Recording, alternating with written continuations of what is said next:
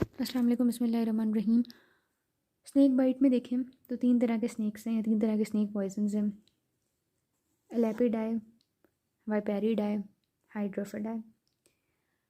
Toxin कौन कौन सा टॉक्सिन होता है? ये न्यूरोटॉक्सिक होता है, ये वेस्कुलोटॉक्सिक है और ये मस्कुलोटॉक्सिक है। एग्जाम्पल्स, और ये जो होता है एलेपिडाई सबसे ज़्यादा टॉक्सिक होता है और हाइड्रोफिडाई सबसे कम टॉक्सिक होता है।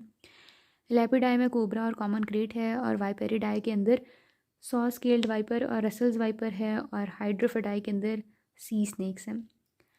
जो इसका होता है सोर्स, इसके स्नैक के वेनम का क्या सोर्स होता है? तो बेसिकली उसके पैराटिड ग्लैंड, मॉडिफाइड पैराटिड ग्लैंड होते हैं जहाँ पर से सलाइवा, टॉक्सिक सलाइवा सिक्रीट होता है। फिजिकल अपीयरेंस, उसकी जो जहर होता है उसकी क्लियर एम्बर कलर फ्लूइड होता है जब फ्रेश हो। कॉन्स्टिट्यूएंट्स को यहाँ से देख लेते हैं। 2 तरह के कॉन्स्टिट्यूएंट्स हैं, एक टॉक्सिन्स हैं, दूसरे एंजाइम्स हैं। टॉक्सिन्स क्या हैं? लो मॉलिकुलर वेट प्रोटीन या पेप्टाइड्स हैं। एंजाइम्स किस तरह से हमने याद रखने हैं कि 3 पी से हैं, प्रोटीनेजेस, फॉस्फोलाइपेजेस, प्रोटियोलाइसिन्स। प्रोटियोलाइसिन्स मिसलिनियस की कैटेगरी में आ जाता है, बस सेल 3 पी से हैं, ठीक है। फिर 2 एच से हैं, हाइड्रोलेजेस, हाइलुरोनिडेजेस, और फिर है एक्ट, यानी ए से हैं 2, फिर सी से, फिर टी से, यानी एग्लूटिनिन्स, एटीपेस, कोलिनेस्ट्रेस, ट्रांसअमाइनेस, और फिर डी आर, डीऑक्सीराइबोन्यूक्लियस और राइबोन्यूक्लियस, यानी पी एच, एक्ट, डॉक्टर। तो ये सीन है इसका।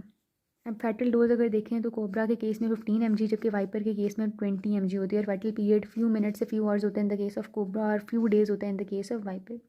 क्लिनिकल फीचर डिपेंड कर रहे होते हैं कि स्नैक की टाइप क्या थी, पेशेंट की हेल्थ कैसी थी, पोटेंसी कितनी है उस वेनम की, और इस वेनमस अटैक से पहले उस पर्सन को कोई और मेडिकल कंडीशन मौजूद थी या नहीं। फर्दर क्लिनिकल फीचर की बात करें तो इसी तरह हम इन्हें डिवाइड कर लेते हैं, एलेपिडाई, वाइपेरिडाई, हाइड्रोफिडाई। एलेपिडाई के अंदर पेन ऑलमोस्ट 10 मिनट के अंदर डेवलप होना शुरू हो जाती है और सीवियर बर्निंग पेन होती है।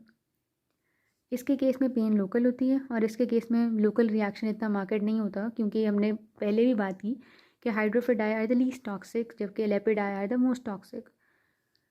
लेकिन इसके अंदर जो सिस्टेमिक फीचर्स होते हैं वो कर रहे होते हैं प्रीडोमिनेट। फर्दर स्वेलिंग की बात करें तो पहले दोनों के अंदर स्वेलिंग होती है जबकि हाइड्रोफिडाई के अंदर स्वेलिंग भी नहीं होती।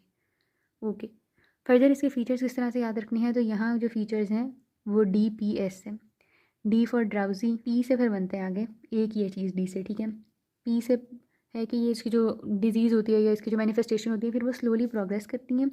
इसके अंदर पैरालिसिस होता है, टॉसिस होता है और पार्किंसनिज्म के अंदर क्या होता है? कन्वर्जेंस। तो कन्वर्जेंस इस तरह से याद रखेंगे और एब्डोमिनल पेन मौजूद होती है, ठीक है। उसके बाद फिर एस से सलाइवेशन मौजूद होती है और स्लोली प्रोग्रेसिंग गैस बन सकता है। एनीवेज, वाइपेरिडाई पे आए तो इसमें क्या होता है कि स्वेलिंग तो होनी है, ठीक है, स्वेलिंग लिख दी है। उसके बाद किस तरह से याद रखना है इसको? तो वाइपर इन बेड या वाइपर ऑन बेड। अब इसमें बेड से याद रखने हैं। बी से सबसे पहले ब्लिस्टर्स हैं, ब्लीडिंग गम्स हैं, ब्लीडिंग बाइट साइट और ब्लीडिंग वूंड। और इसके अलावा जब स्पेयर हो जाए तो उसमें फिर फर्दर ब्लीडिंग की ही कॉम्प्लिकेशंस हैं, एपिस्टेक्सिस है, हिमेचूरिया, और उसके बाद डिसएमिनेटेड इंट्रावेस्कुलर कोएगुलेशन मौजूद है। ओके, इसके अलावा जो स्वेलिंग थी वो भी जब स्वेयर हो जाएगी तो 2 आवर्स में फिर वो एल्बो या नी वाली स्वेलिंग आ जाएगी।